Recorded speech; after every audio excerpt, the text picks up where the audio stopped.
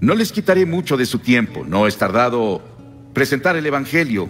Escuché sobre un hombre que debía hablar por 20 minutos. Y habló por 30 minutos. Y después de una hora seguía hablando y el hombre que lo presentó ya no aguantó. Así que tomó un mazo y se lo lanzó al predicador. Falló en pegarle y le dio a una mujer en la primera fila. Ella le dijo: pégueme de nuevo, lo sigo escuchando.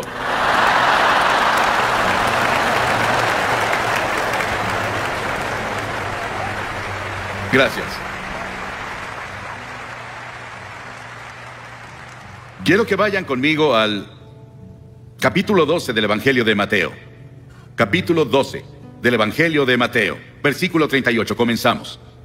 Algunos de los fariseos y de los maestros de la ley le dijeron: Maestro, queremos ver alguna señal milagrosa tuya. Jesús les contestó: esta generación malvada y adúltera pide una señal milagrosa, pero no se le dará más señal que la del profeta Jonás. Porque así como Jonás estuvo 3 días y 3 noches en el vientre del gran pez, también el Hijo del Hombre estará 3 días y 3 noches en las entrañas de la tierra. Los habitantes de Nínive se levantarán en el juicio contra esta generación y la condenarán, porque ellos se arrepintieron con la predicación de Jonás. Y aquí tienen a uno más grande que Jonás. En este pasaje, que se refiere al pequeño libro de Jonás, solo hay 4 capítulos en ese libro. Es uno de los libros más controversiales en la Biblia, pero también es uno de los más emocionantes e interesantes libros en la Biblia. Y lo lees de principio a fin y está lleno de emoción, pero también lleno del Evangelio. Él estaba apuntando al Evangelio, cuando Cristo vendría y moriría en la cruz, y pasaría 3 días y 3 noches en la tumba, y resucitaría de entre los muertos. Estábamos en Florida, después de que Andrew los golpeó. Fuimos a South Dade. Hicimos un servicio llamado el Servicio de la Esperanza para las personas ahí. Jesse Jackson estaba ahí. Él llegó y se sentó en la plataforma e hizo una oración. El gobernador del estado nos había invitado. Y vimos una devastación como nunca habíamos visto en ninguna parte. No creo que ni en Hiroshima o Nagasaki en Japón hubieran sufrido peor que lo que ves hoy en el sur de Florida. Pero parece que muchas tormentas y huracanes vendrán este año, y otros se formarán en otros lugares. Luego leemos sobre Guam y la tormenta que golpeó a Francia y a Gran Bretaña hace solo 3 o 4 días, que dejó una devastación terrible en el sur de Francia. Y aquí, estos fariseos y saduceos y líderes religiosos estaban escuchando a Jesús y le pedían una señal. Dijeron: Señor, danos una señal. ¿Qué clase de señal nos darás de que tú eres en realidad el Hijo de Dios? Haces esos milagros, pero danos una señal real. Y Jesús dijo: son una generación malvada y adúltera, y están buscando una señal y quieren un espectáculo que pruebe que soy el Hijo de Dios. Pero la única señal que tendrán, la tendrán leyendo el libro de Jonás. Hace años, una historia de primera plana en un periódico decía que un tiburón de 2 toneladas había sido atrapado por un australiano.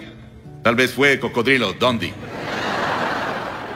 Y también en Australia, un hombre fue perseguido por un cocodrilo asesino que lo atrapó y lo cortó en 8 pedazos.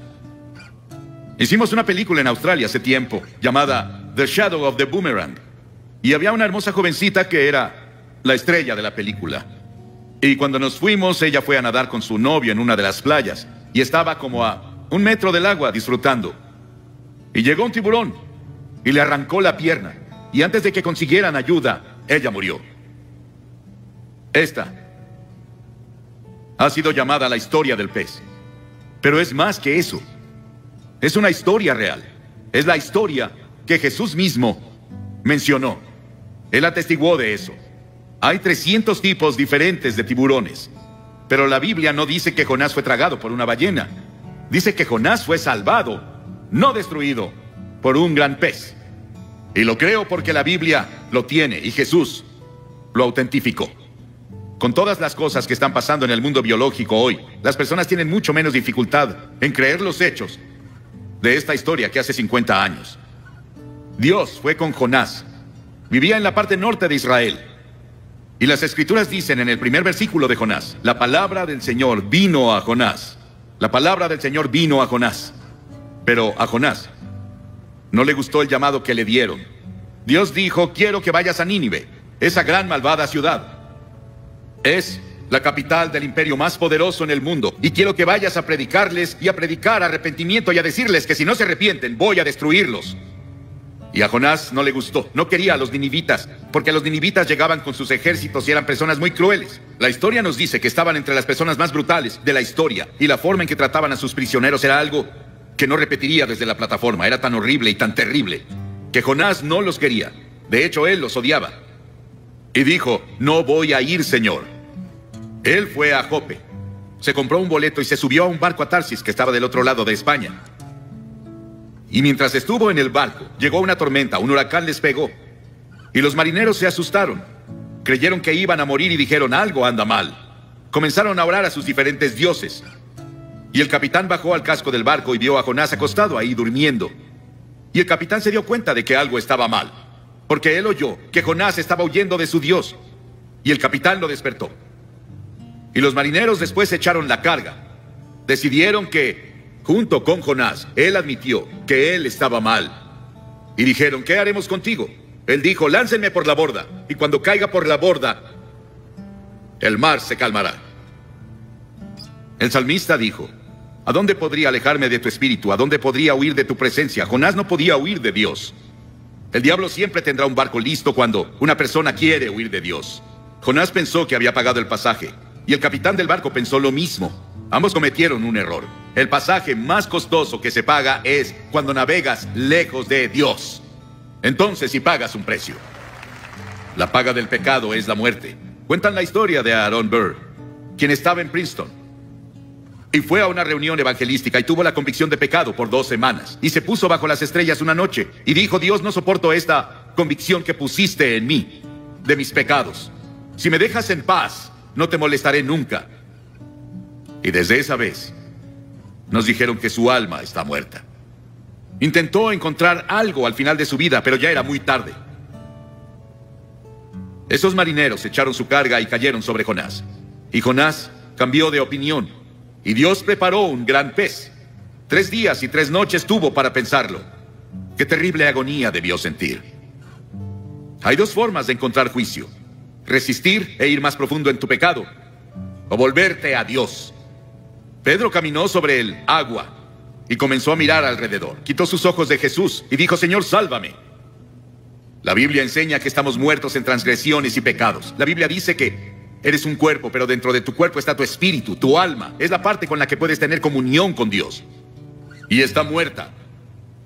Y solo tienes vida por el Espíritu Santo cuando llegas y te arrepientes de tus pecados y recibes a Cristo como tu Señor y Salvador. Dios provee todos los medios de escape, pero tú estás atado de manos y pies por tus pecados. El Espíritu debe venir y cortar las cadenas, y luego tú saltas a tu libertad. Porque verás, esta historia nos cuenta la historia de la cruz. Que Jesucristo murió en la cruz, que fue enterrado, que resucitó y está vivo esta noche. Él quiere entrar a tu corazón y cambiar la dirección de tu vida y darte paz y gozo como nunca has conocido. El Evangelio de Jonás. El Señor dio una orden y el pez vomitó a Jonás en tierra firme. Y la palabra del Señor vino a Jonás por segunda vez. Dios le dio otra oportunidad. Dios dijo: ve a Nínive. Y Jonás se levantó y fue a Nínive de acuerdo con la palabra del Señor. Y él clamó y dijo, comenzó a hablar en Nínive y dijo: Dios los librará por otros 40 días. Pero arrepiéntanse, arrepiéntanse. El juicio ya viene. Ese era Dios hablando a través de su mensajero. Ahora Jonás no quería hacerlo. No sentía ganas de hacerlo. Pero estuvo entregando el mensaje del Señor. Y el mensaje de Jonás no daba promesa de misericordia. Era un mensaje de arrepentimiento. Pero las personas de Nínive creyeron su mensaje. Y la Biblia dice que el avivamiento más grande, la mayor campaña evangelística en la historia del mundo, tuvo lugar en Nínive. Era una ciudad de tal vez 600,000 personas, más o menos según el comentario que lean. Y toda la ciudad, desde el rey hasta el más bajo, se arrepintieron. El rey se quitó el manto real, bajó del trono, fue a la calle, a la tierra, en cilicio y cenizas, y se arrepintió de sus pecados. Y Dios tuvo misericordia no solo del rey, sino de las personas. Y todas las personas fueron salvadas. Eso podría pasar aquí. ¿No sería maravilloso si Portland, toda la ciudad, todo el estado de Oregon, todo el noroeste, se volviera a Dios?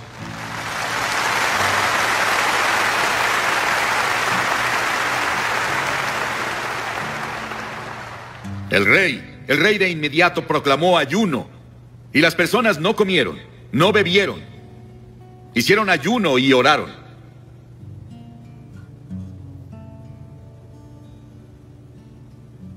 Tuvieron un gran avivamiento espiritual en Nínive. Los habitantes de Nínive, dijo Jesús, se levantarán en el juicio contra esta generación y la condenarán, porque ellos se arrepintieron con la predicación de Jonás. Pero uno más grande que Jonás está aquí. Si ellos se arrepintieron con la predicación de Jonás, ¿cuánto más debieron arrepentirse cuando oyeron el evangelio de Cristo? Dios nos está advirtiendo ahora, con la enfermedad del SIDA, con los huracanes y terremotos, con la violencia y todo tipo de problemas que ahora están afectando a todo el mundo, nuestros problemas económicos. Todas esas cosas, Dios las está usando para hablarnos. Y si no nos arrepentimos y nos volvemos a Él, el juicio vendrá. En Génesis 6, hablando de los días de Noé, las Escrituras dicen, no contenderá mi espíritu con el hombre para siempre. Serán sus días 120 años. Dios dijo, les daré 120 años para que se arrepientan. Si no se arrepienten, van a ser destruidos. Al final, cuando Noé estaba listo para entrar al arca, dijo Dios, les daré 7 días más. Y ya. La gracia de Dios es más grande que nuestros pecados. Nínive escuchó a un predicador. ¿Cuántos predicadores has escuchado? ¿Cuántos programas de televisión y radio cristianos has escuchado? ¿En cuántos servicios de iglesia has estado? ¿Cuántas Biblias tienes en tu casa? Nínive solo tuvo una advertencia, un solo servicio. Y toda la ciudad se volvió a Dios.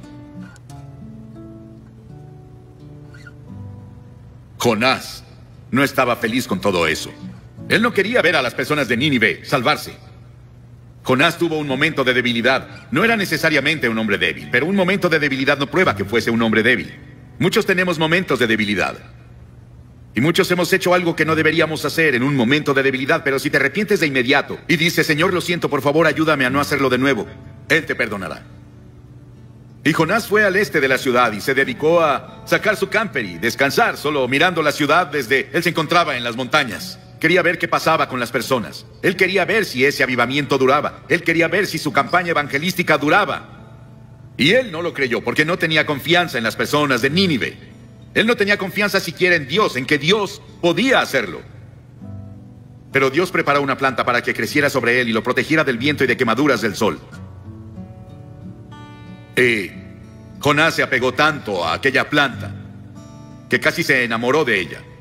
Él amaba a la planta que lo protegía más que a Dios. Y Dios dijo, si amas tanto a la planta en la que no gastaste tiempo ni trabajo, entonces ¿por qué no entiendes mi amor hacia Nínive, que yo planté, que le he dado años de atención y en los que he trabajado con amor eterno?